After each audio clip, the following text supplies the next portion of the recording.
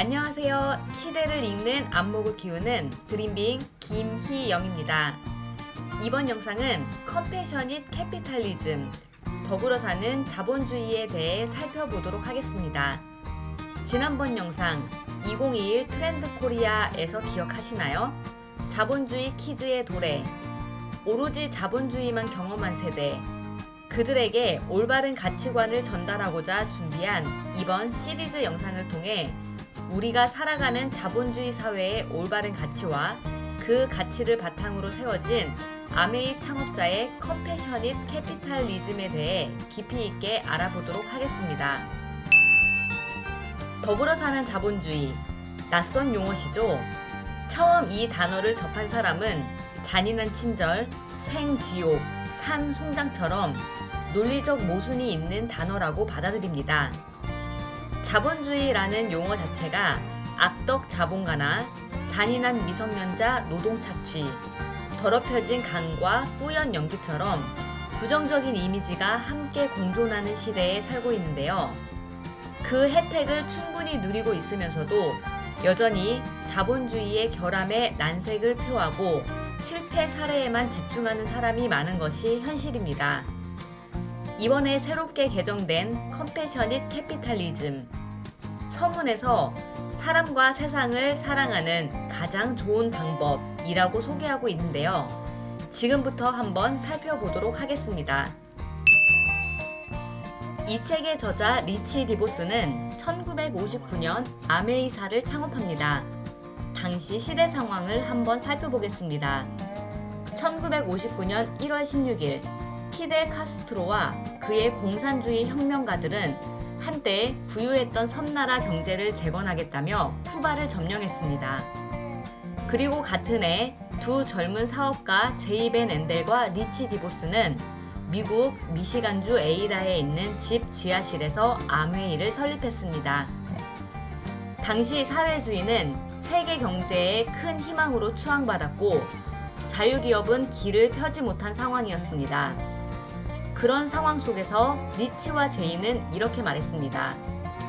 사유재산을 인정하는 자유기업의 미국적 방식이 최고의 방식이기 때문에 우리 회사를 아메이라 부릅니다. 당시 리치의 셀링 아메리카라는 연설을 통해 자본주의에 대한 강한 신념을 확인할 수 있습니다. 그로부터 반세기가 지난 지금, 혁신적인 아이콘의 두 시스템은 어떻게 변화하였을까요? 공산주의자의 화려했던 꿈은 산산조각이 났습니다. 마르크스식 사회주의는 자가당착에 빠져 있었고 번영과 재건을 약속하며 쿠바를 장악한 지 60년이 지났지만 오늘날 쿠바 국민 대부분 가난과 절망 속에서 살고 있습니다.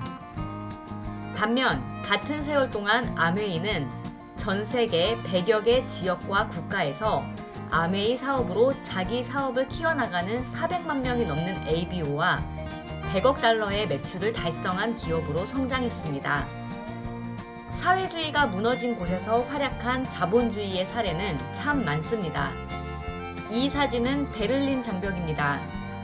동서독 장벽이 무너진 후 자유기업 시스템을 통해 국민에게 자유롭게 해결책을 모색하고 아무런 제약 없이 사업을 할 수 있는 기회가 주어지자 기회를 만난 그들은 환호했고 자유의 기쁨을 맛보게 되었습니다. 수십만 동독 자유기업가뿐 아니라 헝가리, 폴란드인 등 수많은 사람들에게도 기회를 통한 자유시장 경제 참여가 확산되고 있습니다. 자본주의의 맛을 경험한 사람들은 더 나은 삶에 대한 갈망을 찾기 시작했습니다. 그렇다면 자본주의는 돈벌이 그 자체로만 가치가 있을까요? 자본주의가 주는 자유는 물질적인 자유뿐만 아니라 영적 자유도 제공합니다.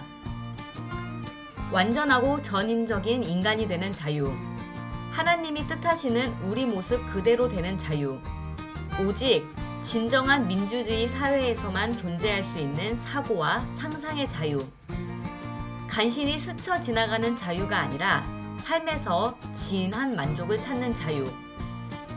우리는 물질을 이루는 하나의 유물론적 존재가 아닙니다.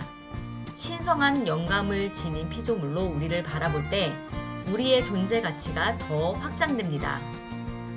우리가 사람을 어떻게 생각하는지는 매우 중요합니다. 사람을 신성한 영감을 지닌 피조물로 하나님이 가치를 부여한 하나님의 자녀로 생각한다면 우리는 당연히 모든 사람을 존경과 존엄의 자세로 대해야만 합니다. 또한 자연을 바라볼 때 이 놀라운 행성인 지구와 지구의 보물을 하나님이 우리에게 준 선물로 생각하고 하나님이 우리를 값을 헤아릴 수 없는 귀한 선물을 지킬 수호자로 정했다고 여긴다면 우리는 당연히 지구를 사랑하고 보호할 것입니다. 사람과 자연을 어떻게 바라볼 것인가? 그 질문이 아메이의 출발이었습니다. 컴패셔닛 캐피탈리즘을 주장한 리치 회장님이 만든 공식을 한번 살펴볼까요? 매터리얼 웰페어, 물질적인 행복은 내추럴 리소스, 자연에서 제공받는 천연 자원과 휴먼 에너지, 인간의 노동력과 아이디어가 툴, 도구를 만나 활용될 때 이루어진다.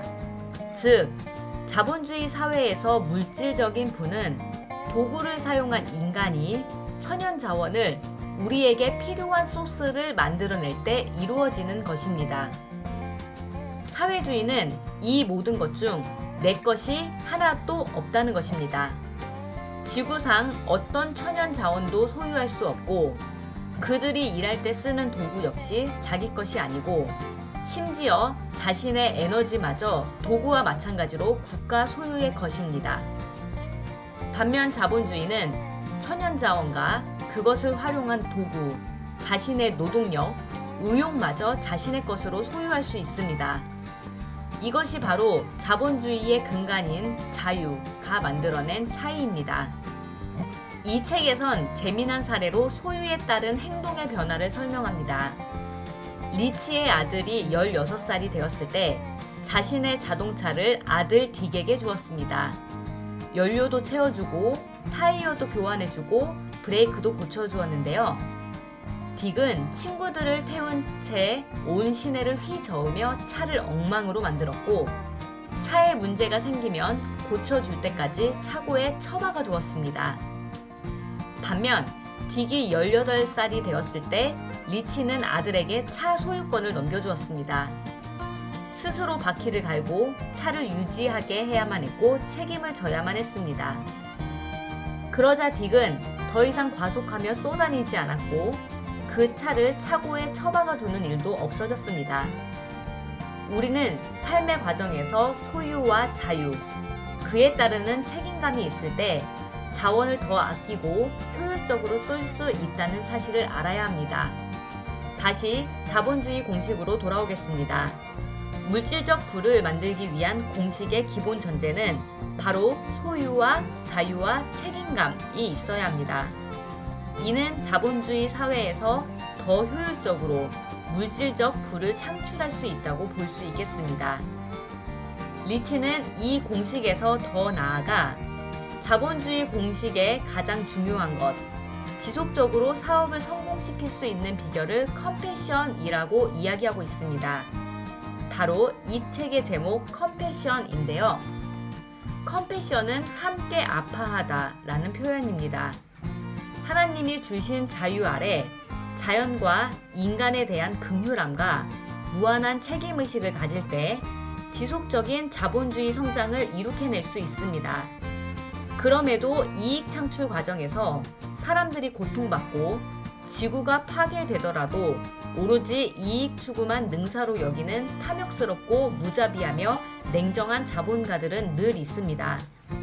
하지만 지구의 고통을 담보로 한 이익은 진짜 치러야 할 비용을 계산하지 않은 것이며 이러한 이익은 흑자가 아닌 적자로 기록되어야 합니다. 리치는 컴패셔닛 캐피탈리즘 공식을 통해 자연과 인간에게 기업이 가져야 할 책임의식에 대해 이야기하고 있습니다. 새 술은 새 부대에 담아야 한다. 오래된 포도에서 좋은 포도주가 나오지만 이 포도주를 새 부대에 담는 것 또한 중요합니다. 오래된 포도에서 좋은 포도주가 나오듯 오래된 줄기에서 나온 자본주의의 가치를 올바르게 이해하고 새 부대에 담는 것이 중요하듯 컴패션이라는 새 부대에 새로운 자본주의가 성장하도록 돕는 것 또한 중요합니다. 눈치채셨나요? 새술, 캐피탈리즘은 새 부대, 컴패션에 담아야 한다. 이것이 바로 컴패셔닛 캐피탈리즘입니다. 이 땅의 자본주의 키즈들에게 고합니다. 자본주의를 통해 이 시대가 발전을 이룩해 왔습니다. 하지만 더불어 컴패션이라는 새 부대를 통해 우리가 이루어 가야 할 미래를 그려보시기 바랍니다. 오늘은 새롭게 개정된 책 컴패셔닛 캐피탈리즘이 나오게 된 시대적인 환경과 앞으로 우리가 나아가야 할 방향에 대해 살펴보았습니다. 이어지는 영상을 통해 우리는 스스로 돕는 사람들을 돕는 신조 16가지 조항을 통해 우리가 이루어 나갈 컴패셔닛 캐피탈리즘 새 부대를 꾸려보고자 합니다. 16가지 신조를 통해 리치의 뜻을 더 깊게 성찰할 수 있는 시간 되시기 바랍니다. 지금까지 시대를 읽는 안목을 키우는 드림빙 김희영이었습니다. 감사합니다.